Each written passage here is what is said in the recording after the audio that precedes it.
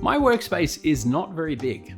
All of my projects are done in this standard 2-car garage that also contains a bunch of our regular life stuff.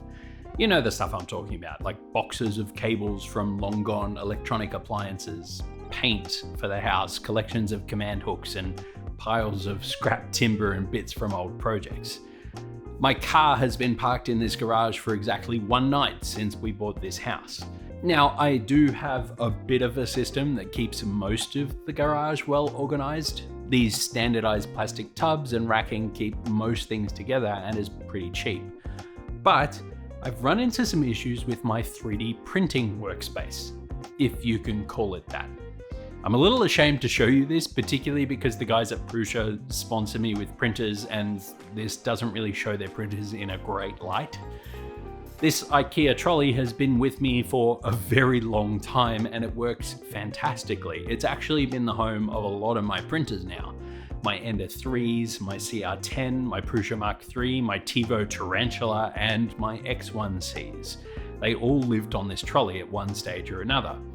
And as my little print garden expands, it's beginning to show its limitations. It's barely got enough space for the two Prusa Core 1s, and if you want to change the filament on the left side printer, you have to kind of pivot it out of the way to access the spool holder on the right side. Not really optimal. When I started out in printing too, printers were way slower than they are now, so vibrations were less of a concern. Modern Core XY printers though, well, this movement, especially with more than one printer sharing a surface, can cause print quality issues, reliability problems, and a lot of excess wear and tear. Especially now that we've started selling 3D printed components on our store, I figured it was time to solve this little problem and gain myself some space at the same time.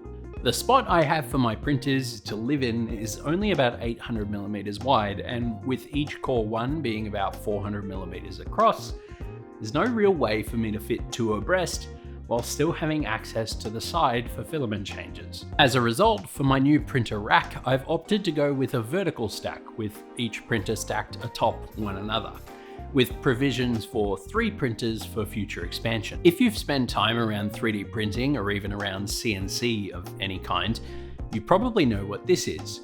It's referred to generally as T-slot extrusion or simply by its external dimensions. In this case, 40/40 extrusion. They're made of aluminium and are available in lengths up to 6 meters long. The longest I can have delivered here is 2 meters, so I'll need to work within that limitation.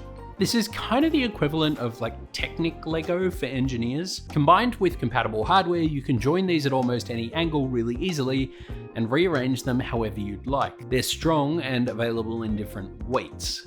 These are the high strength or like heavy ones. Compatible hardware slides into these T-shaped slots, where they get their name. These are called T-nuts. They slide into the channel, providing you with a threaded fixing point anywhere along the extrusion's length. These are right-angled joiners that slide in the same way and have a grub screw allowing you to fix them in any position. This gives you a way to have a 90-degree join that can be adjusted super easily. The extrusion also has a hole down the center, perfectly sized for, in this case, an M8 thread, allowing you to drill through the extrusion at a right angle and join it with a through bolt into the end of a perpendicular piece. I decided this was the perfect material for me to build my new printer tower out of. As it's easy to work with, it's extremely strong, and it's really easy to reconfigure in case I need to change the layout down the road. Maybe to make room for index? It also allows for easy attachment of accessories like tool holders, cable management clips, or other equipment. So, having made my decision on materials, I got to work in CAD putting together what I'm referring to as my Prusa tower. Prusa provides detailed 3D models of their printers, which makes this incredibly easy to do. I literally just loaded up models of the Core 1 that I downloaded for free from Printables and worked from there. I designed a simple 4-post frame, trying to ensure that it was no bigger than it absolutely needed to be. If you're paying attention, you may have realized that this wasn't going to solve one of my big issues with the cart I had, access to the spool holder on the right side of the printer. Well, I have what I think is an excellent solution for this problem. These are called locking drawer slides. They're heavy-duty drawer slides with a built-in locking mechanism that can lock them all the way in or all the way out. These are commonly used in industrial applications and often in things like custom toolboxes. If I install a pair of these per printer, when I need to change filament, all I need to do is slide the printer out like a drawer, change the filament, and then slide it back into place. This will also be incredibly helpful for other maintenance tasks like picking clogs out of hot ends or changing PTFE tubes. And with just a few T-nuts, these drawer slides can be easily attached to our 4040 extrusion, ready to receive the printers. With my design done, I ordered the rest of my 4040 extrusion and started putting it all together. This is where this stuff is truly awesome as a building material. This whole frame came together in just a couple of hours and is perfectly square and strong enough to hold my substantial weight without breaking a sweat.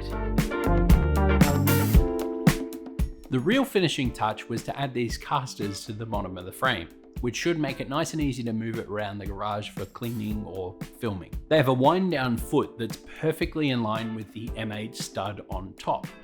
Once your equipment's in position, you can wind down the feet, lifting the casters off the ground and making the whole thing perfectly level. Way better than the simple locking casters on my old printer trolley. If you're watching carefully, you might have noticed that there are no shelves between the drawer slides for putting our printers on.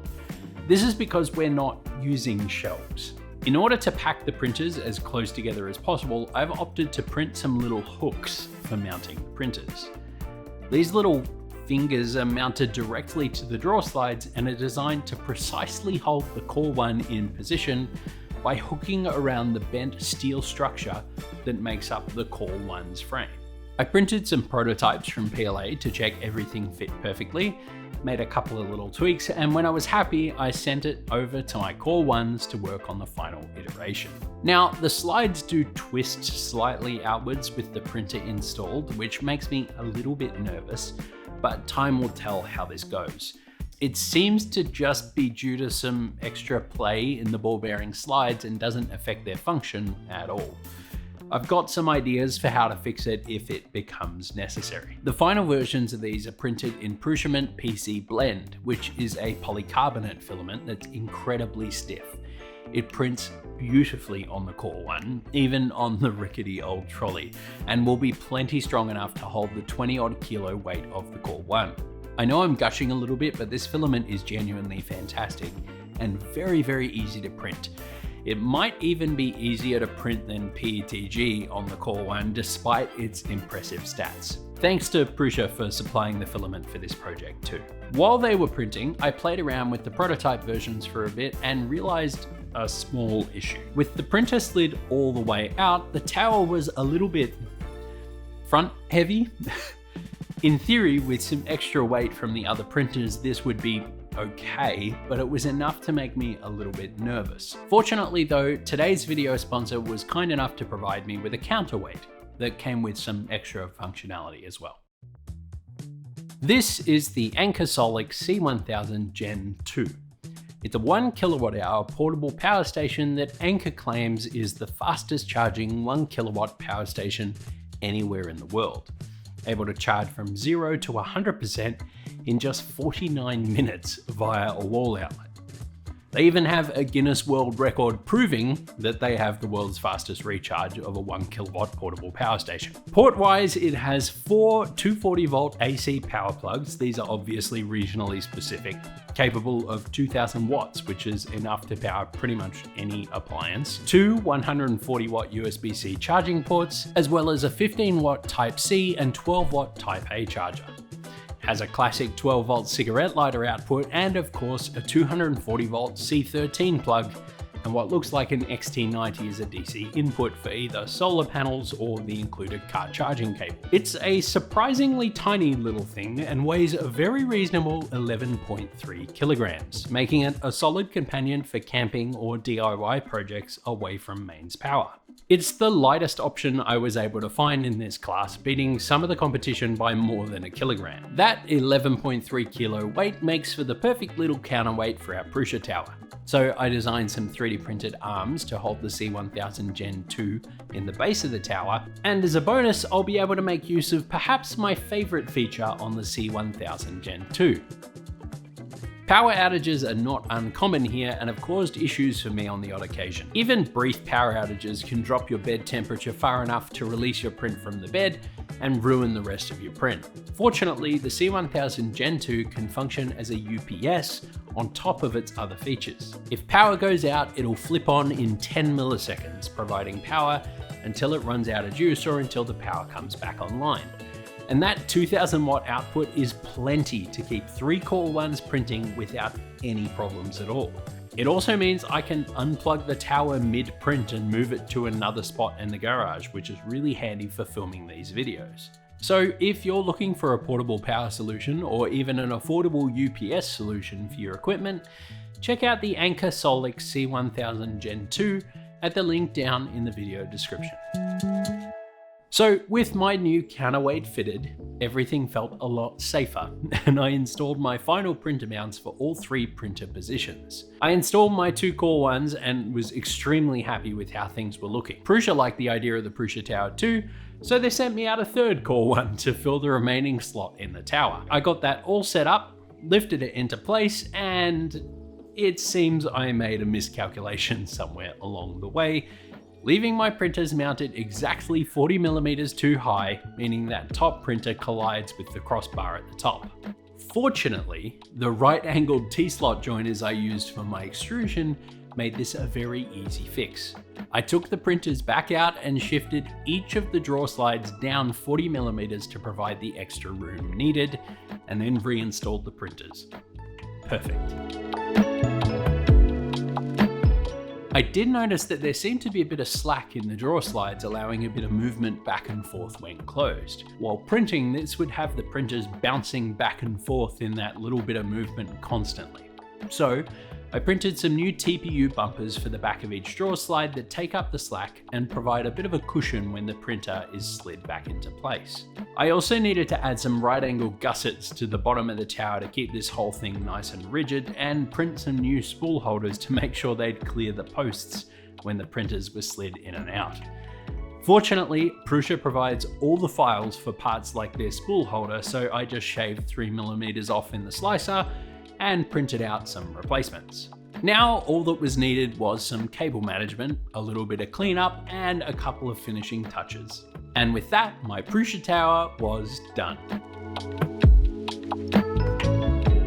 I've been using this setup for the past week to print out door sensor kits for the store, and I am incredibly happy with the whole setup. The drawer slides make it super easy to pull the printer out for filament changes or for maintenance, and having 3 printers in such a compact space has saved me so much space.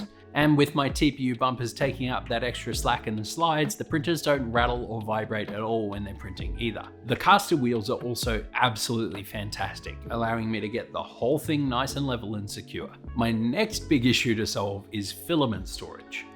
I think I might make like a little extension for the side of the tower with some storage drawers and maybe a filament dryer or 2 to keep things nice and tidy. I think I'll end up using this 40/40 extrusion for a few more things around the garage as well. It's definitely too expensive for storage racking or anything like that, but for tool trolleys or machine cabinets, it's pretty great. I'm also working on some prints for storing tools like my isopropyl alcohol bottle, snips, and glue sticks next to the printers and ready to go, which is yet another advantage of this T-slot extrusion for projects like this. So what do you think? Can you see any problems I might have missed, or do you have any suggestions for further improvements I might be able to make? If you like this video, leave it a like. If not, let me know why. And if you have a little while, check out this video. YouTube thinks you'll like it. Thanks a lot for watching. I'll catch you next time.